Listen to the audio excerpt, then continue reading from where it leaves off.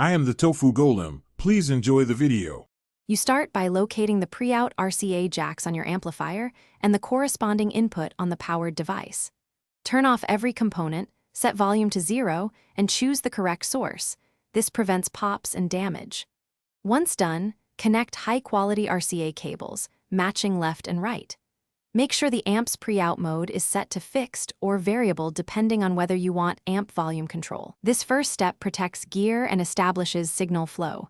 It's simple but critical, so do it carefully now. Next, configure how the signal travels and why each choice matters. If you want the external device to control volume, set the pre-out to fixed.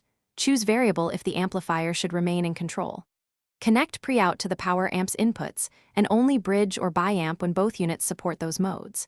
Adjust gain and impedance to match devices. Start with low gain to avoid clipping.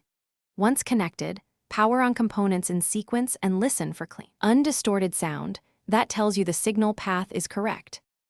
Finish by testing and locking settings so the setup stays stable. Play a familiar track at low volume, then slowly raise it. This confirms levels and reveals issues. If you encounter hum, check ground connections, separate power and signal cables, and lower input sensitivity. Make adjustments to the amp's pre-out mode and the external device's gain until clean. Finally, record your final settings, fixed or variable gain positions, and cable types, so you can reproduce the configuration quickly and avoid future trouble. Thanks for watching. Consider subscribing if we helped you today.